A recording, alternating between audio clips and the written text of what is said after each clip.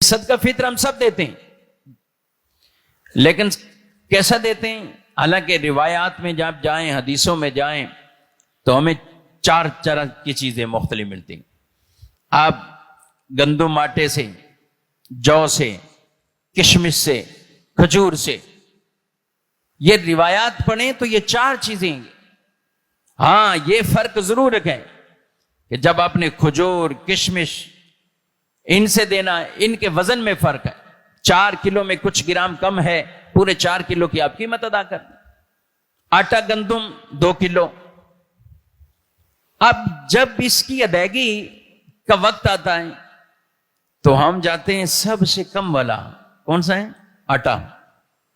کھجور کی طرف جائیں، نہیں تو 500 روپے کلو، 2000 سے اوپر بن جائے گی۔ اچھا، کشمش کی طرف جائیں، وہ بھی زیادہ بن جائے گی بھائی، تو اتنے۔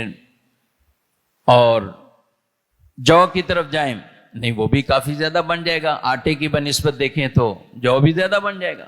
پھر بچا کیا؟ پھر آٹا۔ ایسا لگتا ہے جیسے ہم آٹا ہی کھاتے ہیں، آٹے کے علاوہ ہم کچھ نہیں کھاتے، روٹی کے علاوہ کچھ نہیں کھاتے۔ دسترخوان جن کے ہوں گے، اور کئی ایسے ہوں گے کہ جن کے دسترخوانوں پر افطاری کے وقت بہت بڑی رونقیں لگی ہوتی ہیں، اللہ نے نوازا ہے، نعمتیں دی ہیں۔ تو میں بالخصوص ان کے لیے بات کر رہا ہوں کہ رب تو آپ کو اتنا کھلا رہا ہے، اور ایک ایک افطار پر آپ 10 15 ایٹم رکھ کے آپ افطاری کر رہے ہیں۔ مجھے بتائیے کیا روٹی سے افطاری نہیں ہو سکتی؟ ہو سکتی۔ کیوں نہیں ہوگی بھائی؟ روٹی سالن بنائیے اور افطار کے وقت بسم اللہ پڑھیں اور کھائیے روٹی۔ جو نارمل گھر ہیں، کئی ایسے گھر ہیں کہ جو کھانے سے ہی اپنا افطار کرتے ہیں، ان کے دسترخوانوں پہ ایسی وسعت نہیں ہے تو وہ اسی طرح کرتے ہیں، کھانے سے شروع کر دیا۔ تو بھائی روٹی سے افطار بھی ہو جائے گا تو آپ آج سے یہی کرنا شروع کر دیں۔ آپ کہیں گے نہیں بھائی، جب میرے پاس ہے اور اللہ نے نوازا ہے تو میں بچوں کے لیے، گھر والوں کے لیے وسعت کروں۔ کرنی چاہیے، حدیث میں اس کی ترغیب دی گئی ہے۔ رمضان میں اپنے بچوں کو بھی وسعت کر کے آپ کھلاؤ، یہ جتنا کھلائیں گے اللہ اس پہ صدقات کا ثواب عطا فرمائے گا۔